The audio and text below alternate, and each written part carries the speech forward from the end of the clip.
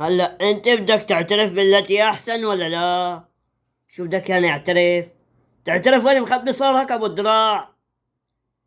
ايه ما بعرف وينه.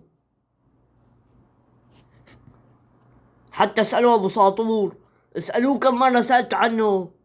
صبحي، ان طلعت وان نزلت بدك تعترف وينه؟ ما بعرف احلف لك يعني؟ لا، كله الا تحلف، وبالاخص انت الك اب الله يرحمه. نوري، مرسيدي، نزلوا له المنظومة تحت وقوموا بواجبه. بركة دم انفك عقدة لسانه بأنه وين مخبي صهره.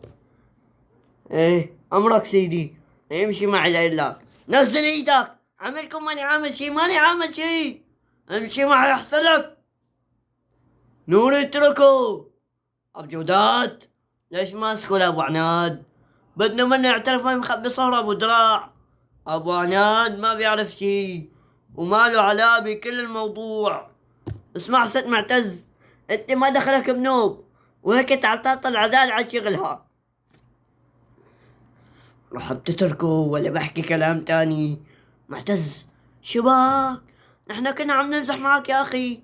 استاذ صبحي طلبنا بكلمتين، سؤال وجواب وخالصين، بدك تاخده الله معاه.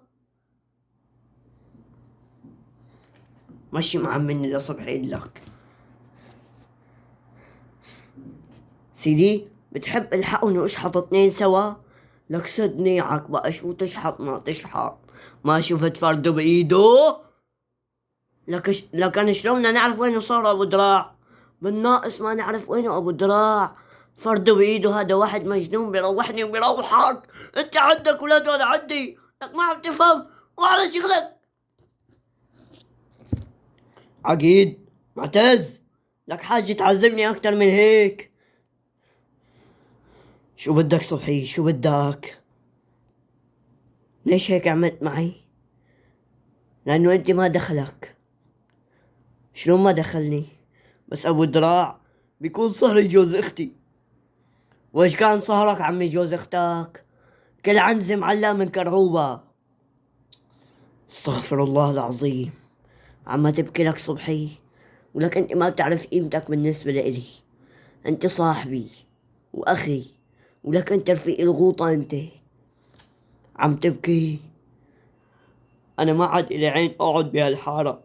خلاص أنا راح أطلع منها، لأنه كل ما بمشي بالحارة الناس بيطلعوا فيني ويقولوا لك هذا صهره قتل العقيد.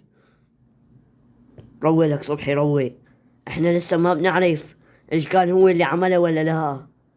من شان هيك انا عم دور عليه، بدي اعرف شو صار. قسما بالله، اذا إله اصبع بمقتل خالي ابو شهاب لعلقه على باب حارته الضبع 7 ايام بلياليهم، لخلي كل اهل الشام تتفرج عليه.